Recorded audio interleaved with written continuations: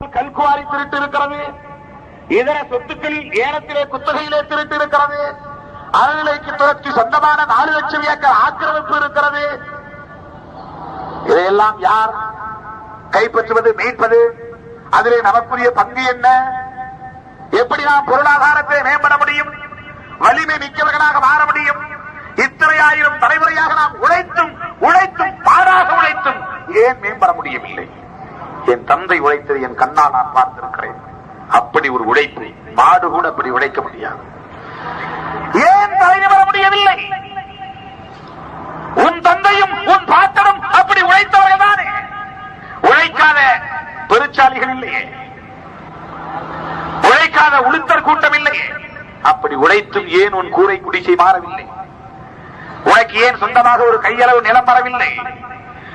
உன்னுடைய வாழ்க்கையிலே ஏன் மாற்றம் ஏற்படவில்லை?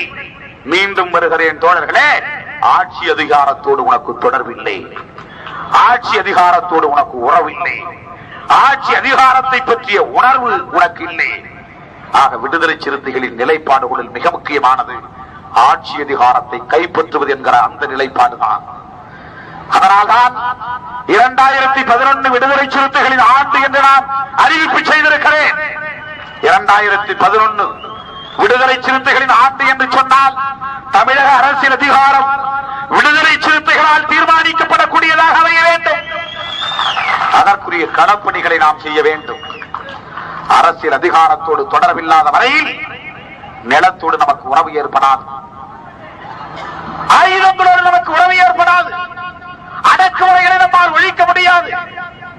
இந்த ஆட்சி அதிகாரத்தை கைப்பற்றுவதற்கு நாம் அமைப்பாக வேண்டும். இப்படிப்பட்ட இந்த தொடர் நடவடிக்கைகளின் மூலம்தான், நடைமுறைகளின் மூலம்தான் நம் மீதான அடக்குமுறைகளையும் சுரண்டலையும் ஒடுக்குமுறைகளையும் தடுத்து நிறுத்த முடியும் என்கிற செய்தியை ஜான் தாமஸ் ஏழுமலை நினைவு நாளில் உங்களுக்கு நான் சொல்ல கடமைப்பட்டிருக்கிறேன். அந்த மகத்தான போராளிகளுக்கு நாம் வீரவணக்கம் செலுத்துவது உண்மைதான் என்றால், அவர்களின் எண்ணத்தை ஈடேற்ற நாம் பாடுபடுவது உண்மைதான் என்றால், நாடு தழுவிய அளவிலே இந்த விழிப்புணர்வை நாம் எடுத்துச் செல்ல வேண்டும். அதற்காகத்தான் நம்முடைய தீர்மானத்திலே ஒன்றாக மண்டலவாரி மண்ணுரிமை மாநாடுகளை நடத்துவது என்று நான் அறிவிப்பு செய்திருக்கிறேன்.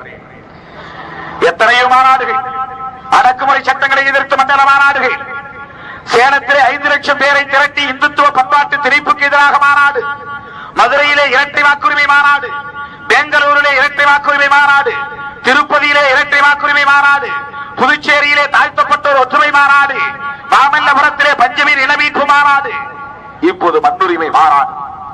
மண்ணுரிமை மாநாட்டிலே பஞ்சமி நிலமீட்பு மட்டுமல்ல, வீட்டுமனை பட்டா வேண்டும், உழவுக்கு நிலம் வேண்டும், அரசு சொத்துக்களிலே குத்தகை ஒதுக்கீடு வேண்டும்.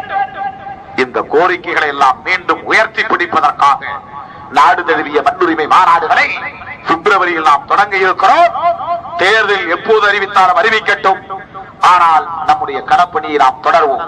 ஆகவே இந்த பஞ்சமி நிலமீட்பு மாநாட்டிலே பங்கேற்ற உங்கள் அனைவருக்கும் பாதம் தொட்டு வணங்கி நன்றியை செலுத்தி, பஞ்சமி நிலத்தை மீட்போம், பழந்தமிழ் குலத்தை காப்போம், நிலம் பெறுவோம், நிலை உயர்வோம் என்று சொல்லி விடைபெறுகிறேன். நன்றி, வணக்கம்.